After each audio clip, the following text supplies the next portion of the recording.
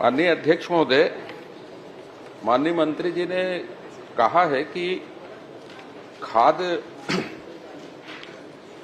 केंद्र सरकार द्वारा उपलब्ध कराए गए उर्वरकों में मुंगेली पथरिया विकास खंड में संलग्न भंडारण जो है किया गया है।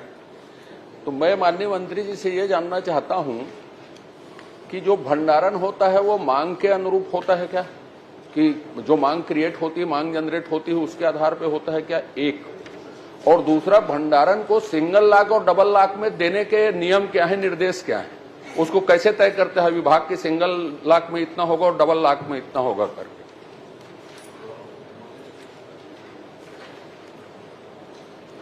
अध्यक्ष महोदय, ये बात सही है कि पूरे प्रदेश की जो आवश्यकता है उस आवश्यकता के आधार पे विभाग आकलन करता है और उस आकलन के आधार पे भारत सरकार से हम निवेदन करते हैं कि हमारे प्रदेश की इतनी खाद और इतने बीज की आवश्यकता होगी, इसलिए कृपया आपूर्ति करें। भारत सरकार उसके आधार पर हमारे प्रदेश के अधिकारियों के साथ कोऑर्डिनेशन करने के बाद, चर्चा के बाद वो आवंटन जारी करते हैं और उस आवंटन के आधार पर हम उसे संबंधित जिलों में जो हमारे रेक पॉइंट है उस रेक पॉइंट से हम डबल लॉकर में हम लॉक में जमा करते हैं। नहीं, मैंने और उसके माध्यम से हम ये तय करते हैं कि कितना किस किस सेक्टर में सहकारी समितियों के माध्यम से हमारे जो प्रदेश के जो सहकारी समितियां हैं उनको और निजी क्षेत्र के जो सेक्टर हैं उनके लिए हम उन्हें आवंटन जारी करते हैं। माननीय अध्यक्ष महोदय, मैंने बहुत छोटा सा और बहुत ही स्पेसिफिक प्रश्न पूछा। मांग, अमूमन मांग के आधार पर भंडारण नहीं होता, जो आवंटन है उसके आधार पर भंडारण होता है। तो मांग के आधार पर भंडारण हो उसके लिए क्या करते हैं, मैंने एक लाइन पूछी। अब जितना आवंटन हुआ, सिंगल लाख में और डबल लाख में आवंटन करने के लिए आपकी नीति है कि नहीं, कि वो मर्जी है कि आप डबल लाख को ज्यादा दे देंगे, सिंगल लाख को कम देंगे? ये एक प्रदेश के साथ महत्वपूर्ण विषय है कि डबल लाख को ज्यादा देते हैं निजी क्षेत्र को और जानबूझ के सहकारी सेक्टर को कम दिया जाता है सिंगल लाख को। तो इसके संबंध में आपकी कोई स्पष्ट नीति है कि नहीं है, कि आप आवंटन कैसे करते हैं, किस आधार पर उसको तय करते हैं, ये मैं जानना चाहता हूं। मैं इसको दिखवा लूंगा अध्यक्ष महोदय। माननीय अध्यक्ष महोदय, दिखवा लेंगे। एक माननीय अध्यक्ष महोदय, इसमें देखने की कोई जरूरत नहीं है, इसमें नीति बनाने की जरूरत है कि सोसाइटी में मांग क्रिएट होती है या जिले में जितनी मांग होती है उस आधार पे पहले उसको पूर्ति की जाए, उसके बाद डबल लाख को दिया जाए। तो उसके पूर्ति किए बगैर डबल लाख को यदि देते हैं तो इसके लिए एक स्पष्ट नीति की जरूरत है। मैं माननीय मंत्री जी से आग्रह करूंगा कि सरकार क्या इसमें स्पष्ट नीति बनाएगी क्या?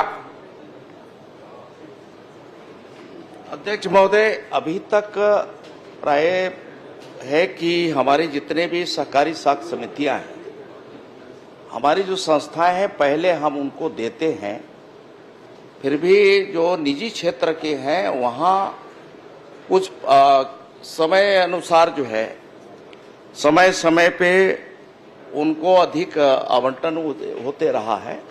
हम ये सुनिश्चित करेंगे कि हमारी जो समितियां हैं, हम पहले हमारी समितियों को ही पहले जाए। वैसे अभी तक जा रहा है, नहीं, ऐसा नहीं है, अभी भी जा रहे हैं वहीं।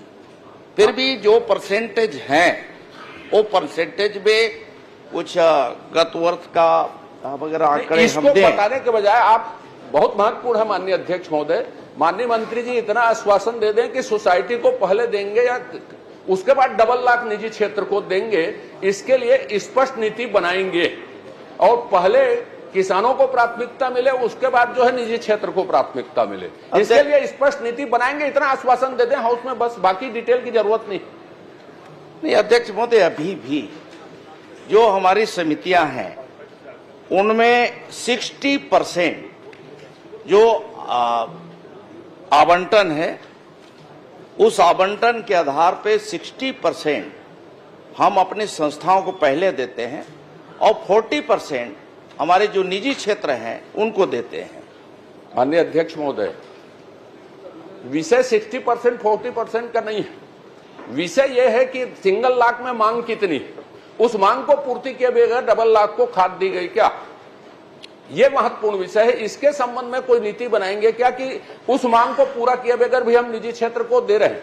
मैं ये दस्तावेज हाउस में रख सकता हूं कि सोसाइटी से ज्यादा, माने सिंगल लाख से ज्यादा डबल लाख में खाद हर तरह की प्रदान की गई है और आपके समय यह हुआ है। ये मैं दस्तावेज विधानसभा में रख सकता हूं। तो मेरा आपसे आग्रह है कि इसमें कोई स्पष्ट नीति आप बना दें तो किसानों को सुविधा होगी, किसानों को प्राथमिकता मिलेगी। चलिए, माननीय हमारे विद्वान सदस्य जी का सुझाव बहुत अच्छा है। मैं उसका परीक्षण करा करके आपसे चर्चा करके हम लोग इसे सुनिश्चित करेंगे कि इसमें बेहतर हो क्या व्यवस्था किया जा सकता है, क्योंकि पूरे प्रदेश में किसानों के हित की बात हम कर रहे हैं। तो किसानों के हित में जो भी करना होगा आप समस्त विद्वानों का सुझाव के आधार पर हम कार्रवाई करेंगे और सुनिश्चित करेंगे।